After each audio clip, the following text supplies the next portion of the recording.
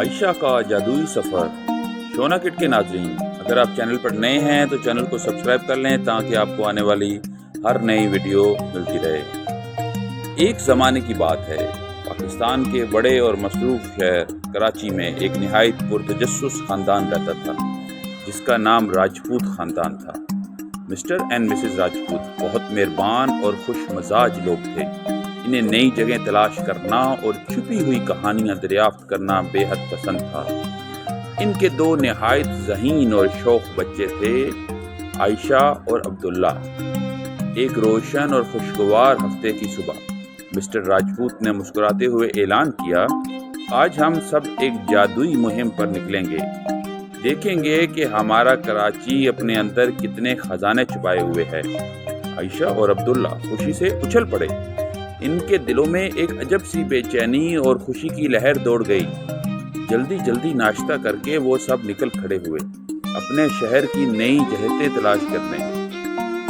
قدیم گھڑیال ٹاور کا قصہ۔ ان کی پہلی منزل کراچی کا مشہور قدیم گھڑیال ٹاور تھا جو شہر کے دل میں واقع تھا۔ جب وہ وہاں پہنچے تو گھڑیال کی آواز پورے علاقے میں گونج رہی تھی۔ غور سے سنو، مسز راجپوت نے کہا، ہر ٹک اور ٹاک ایک نئی کہانی سناتی ہے۔ جیسے ہی عائشہ نے گھڑی نے 10 بجائے، عائشہ نے اپنی آنکھیں بند کر کے تصور کیا، ہر ٹک کسی ننھی پری کے قدموں کی چھاپ ہے اور ہر ٹاک کسی جادوگر کے پکار۔ عبداللہ بھی حیرت سے گھنٹی کی آواز سنتے سنتے خوابوں کی دنیا میں کھو گیا۔ علم کی نگری لائبریری۔ اس کے بعد وہ سب کراچی کی مشہور لائبریری پہنچے۔ یہ ایک عظیم الشان عمارت تھی جہاں ہزاروں کتابیں علم کے سمندر کی مانند سجی ہوئی تھی۔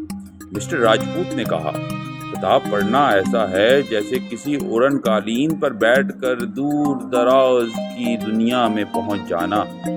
عائشہ نے جادوئی کہانیوں کی کتابوں کا ڈھیر لگا لیا اور عبداللہ نے سائنس کی حیرت انگیز دنیاؤں میں جھانکنے کے لیے کتابیں چن لی۔ کتابوں کی سرسراہٹ گویا ان کے کانوں میں دور دراز کی کہانیاں سرگوشیاں کر رہی تھی۔ ہنستی مسکراتی پارک کی دنیا۔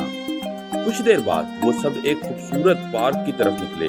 یہ پارک رنگین پھولوں، کلکاریوں، مارتے فواروں اور شوق گلہریوں سے بھرا پڑا تھا۔ عائشہ نے پھولوں کی خوشبو سے لطف اندوز ہوتے ہوئے اپنے تخیل میں انہیں ہنستے ہوئے دیکھا۔ جب عبداللہ نے ایک انوکھا سا پتھر اٹھایا اور فوراً تصور کیا کہ یہ کوئی جادوئی انڈا ہے جس میں سے کبھی بھی ایک خوبصورت یونیکارن نکل آ سکتا ہے، کیا پتا شاید یہ واقعی ہی جادوئی ہو، عبداللہ نے جوش سے کہا۔ ان کے ہنستے چہرے دیکھ کر مسٹر اور مسز راجپوت بھی خوشی سے نہال ہو گئے۔ کراچی کا عجائب گھر، حیات کی رونقیں۔ پھر راجپوت خاندان کراچی کی مشہور چڑیا گھر کی طرف روانہ ہوا۔ وہاں پہنچ کر ان کی آنکھیں حیرت سے پھیل گئیں۔ بندر جھولتے ہوئے مزے سے کھیل رہے تھے، شیر اپنی شان کے ساتھ دھوپ میں سینک رہا تھا اور پینگوئن اپنے مذاکرہ خیز چال میں بھاگتے پھر رہے تھے۔ عائشہ اور عبداللہ جانوروں کی دنیا میں ایسا کھو گئے جیسے وہ خود کسی جادوئی جنگل کا حصہ ہوں۔ ہر جانور کی حرکت اور پرندے کی چہچہاٹ ان کے دلوں میں نت نئی کہانیاں بننے لگی۔ خوشیوں اور رنگوں کا بازار۔ آخری منزل تھی کراچی کا رنگین اور خوشبوؤں سے بھرا بازار۔ گلیوں میں حلوہ پوری، نہاری اور چٹنیوں کی مہک ہر سو پھیلی ہوئی تھی۔ لوگوں کی آوازیں، قہقہے اور ساز بجانے والے فنکاروں کی دھنیں بازار کو زندگی بخش رہی تھیں۔ عائشہ نے آنکھیں بڑی بڑی کر کے رنگین چوڑیوں کی دکان دیکھی، جبکہ عبداللہ کھلونوں کی دکان کے سامنے رک کر انہیں ٹکٹکی باندھ کر دیکھ رہا تھا۔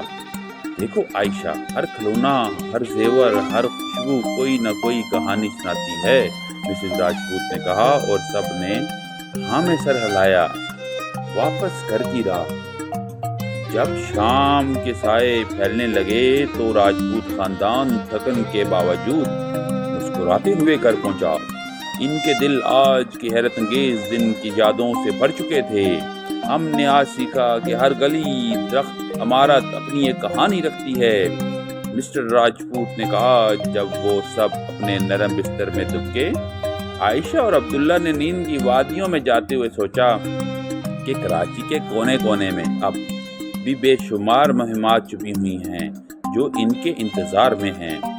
یوں خوابوں میں کھو کر وہ ایک نئی مہم کی تیاری کرنے لگے، جہاں ہر دن ہر گلی ان کے لیے ایک نئی کہانی لے کر آئے گی۔